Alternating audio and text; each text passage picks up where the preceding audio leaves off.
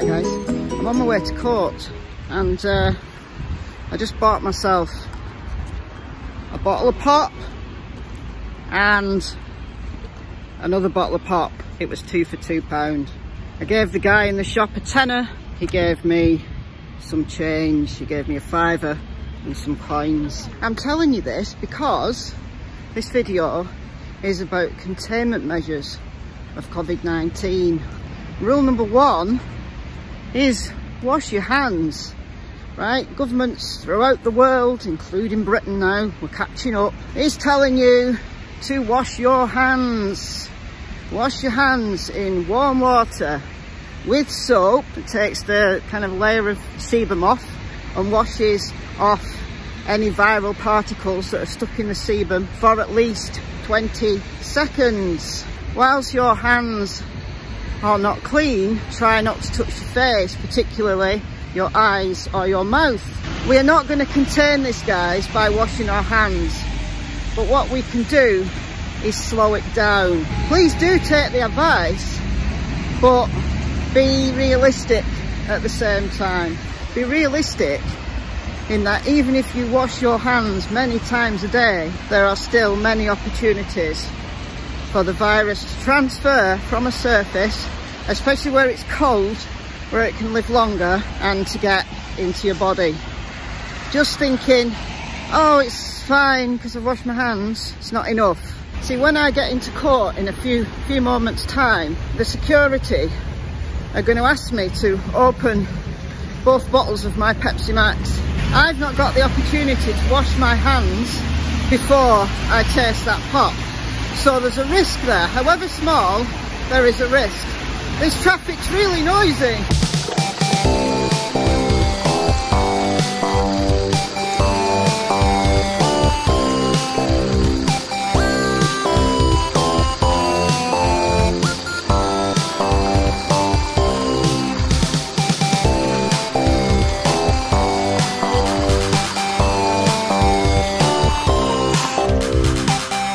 How many surfaces am I going to touch?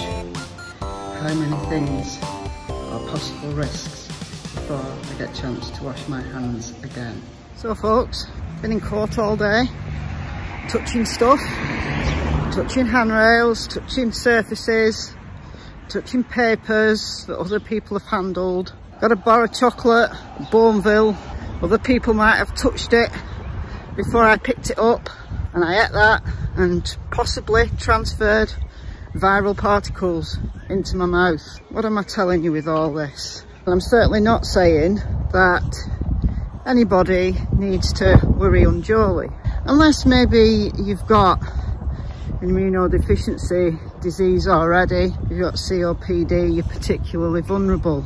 If that was me, I might be worried, I might be thinking something very, very different. The point I'm making is this thing is going to spread. It's a novel virus at the moment, but I think this is going to stay with us, and there might be peaks and troughs like there are with common colds.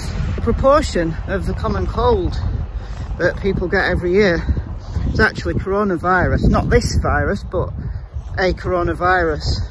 The rest are rhinoviruses. But we live with those. We live with flu, and we have the seasonal bouts every year. The video that I made earlier on this week saying that this is worse than flu because of we've got no herd immunity. Well, hopefully in the coming months, because this thing is going to stay with us, there will be herd immunity.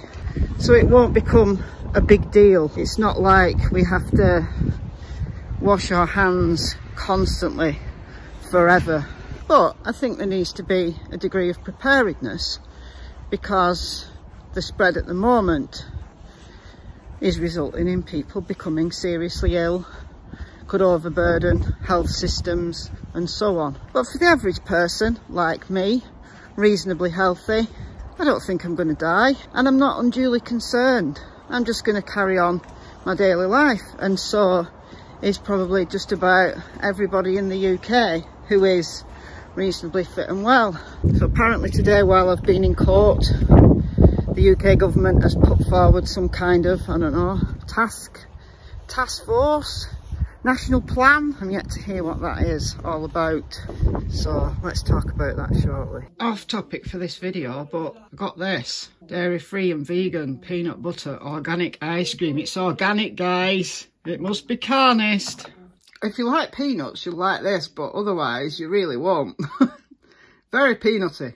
Alright guys, so while I eat my ice cream, army on standby as COVID-19 cases in UK rise to 51. This morning it was 40. The UK's battle plan to tackle coronavirus has been revealed as the country prepares for illness to spread more widely. I've been saying this for weeks, as have many people. The number of people in the UK who have tested positive for the virus stands at 51. On Tuesday, Prime Minister Bojo set out the government plan, vowing that officials are ready to take necessary steps. Could force schools to close, large events to be cancelled, and police to ignore minor crimes.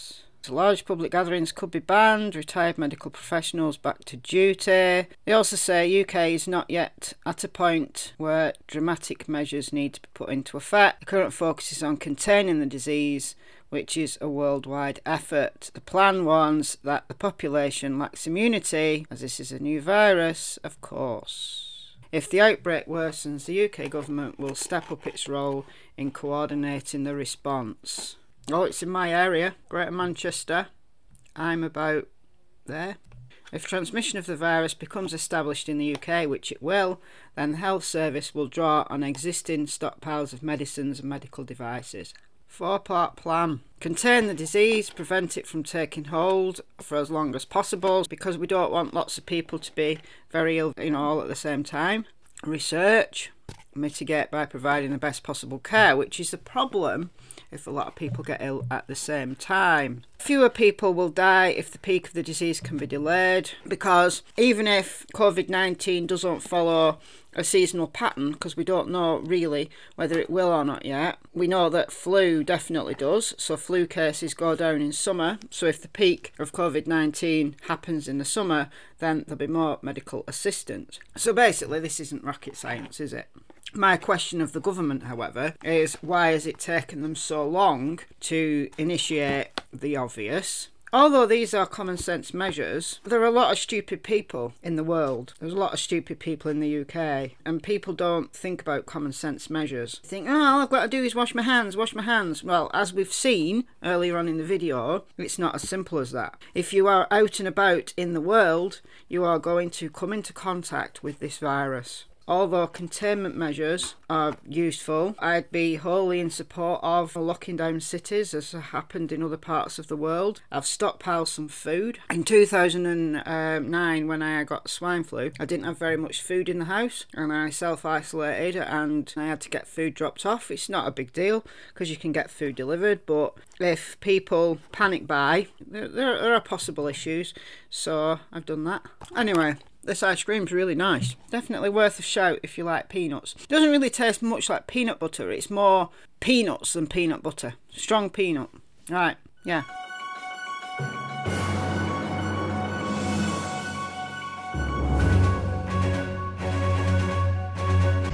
So, another day. Another bus journey to the jewellery box of potentially infected people.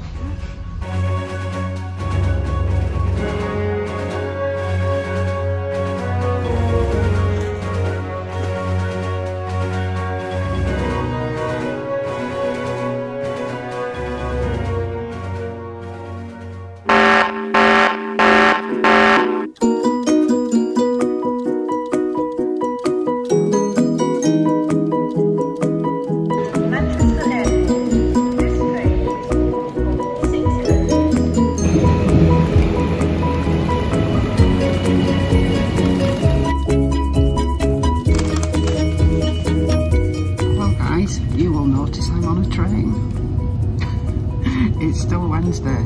After I washed my hands this morning, there was water. You saw it. But apparently there's no water in the entire building, so they couldn't start any courts. They had no power at all for a while, but yeah, so it's like lunchtime. I'm taking a train home because it's quicker than the bus. I went to Greggs because you know what? I'm going to give the Greggs vegan sausage roll another go.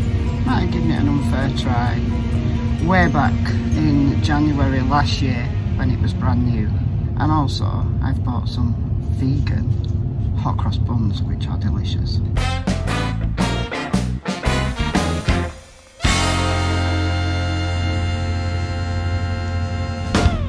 It's as I remember. It tastes like a sausage roll. It looks like a sausage roll. I'm not doing gluten at the moment. If you've been watching my videos lately, or very little gluten. Gluten plus mock meat probably gonna give me bellyache, but that will prove. But it's gluten plus mock meats. They gave me bellyache at Christmas when I was eating mock meats for taste tests for the beginning of January. So, my train was at 12:23. It's what, half an hour later. I've got bellyache developing. Maybe I've talked myself into it. The griping's real. It's real. The number of confirmed COVID-19 cases in the UK has gone up from 53 to 85. Well guys, in the 2 days that I've been doing this vlog, shit's got real. Figures might change later today, but we're still under 100 cases throughout the UK. In their wisdom though, the Department of Health have decided that they're only going to update the UK public on where cases are once a week, which is outrageous. But fortunately, at county level, updates are being made. So I found this on Twitter. I've been notified of 2 confirmed cases of coronavirus in Lancashire. Both of them are receiving good care from our NHS, and Public Health England are also tracing the contacts to put measures in place to contain the virus from spreading further. We have a well-rehearsed multi-agency plan to respond to outbreaks and incidents like that, and we have triggered that plan in Lancashire. It appears that the 2 people that this man is talking about are in Penwitham, which is just outside of Preston. It's around, I don't know, 10 miles from where I live. Yeah, shit's getting real, guys. I don't think the UK is prepared. And although it's very sad that we've seen in the last 24 hours one UK-based budget airline, Flybe.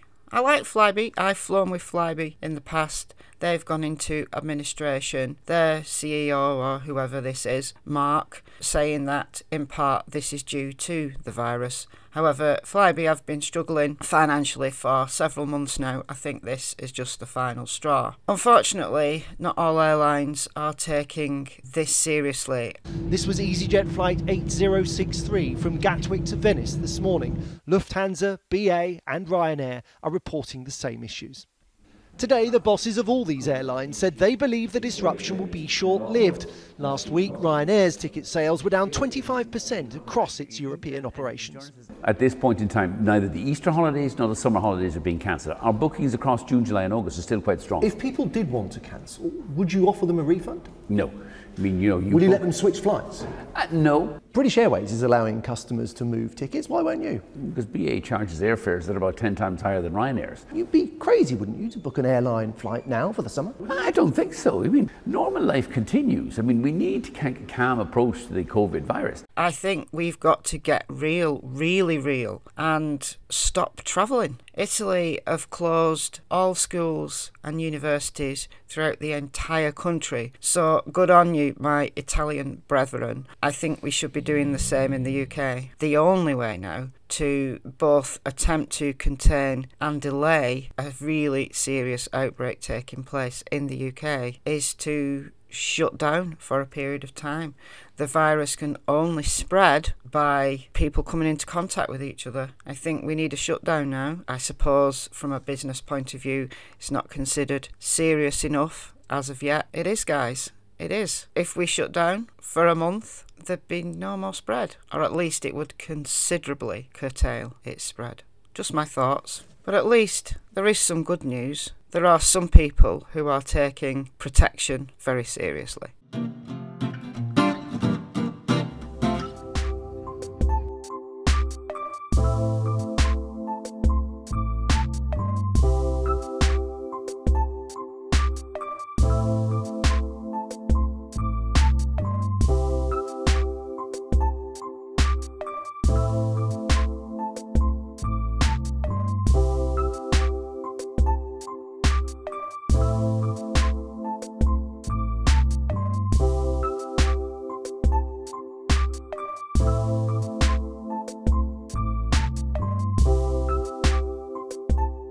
going to end the video here, but I thought of a couple more things to say. Firstly, it is now known that there are two strains of COVID-19. The L type, which creates potentially more serious effects, and the S type, which is less serious. However, the majority of cases that have been tested are of the L type, the more serious. Apparently this has been a mutation from the ancestral virus, so if it's mutated already, it's likely to mutate again. You know, all viruses do mutate. Flu mutates, so that's not unusual, right? But it's happening. We've got to think about that. Secondly, someone asked me in my comments to my last COVID-19 video to do a bit of math to give you an idea of how many people by current death rates. We've got just shy of 7.8 billion people in the world today. Taking the figure 7.8 billion, if 1% of the global population died of this eventually, then you're looking at figures around the same as Spanish flu in 1918-19. However, in maybe less developed countries, or as health services become overly stretched, we might find that death rate increases to 2% or 3% of the global population. The numbers become astronomical.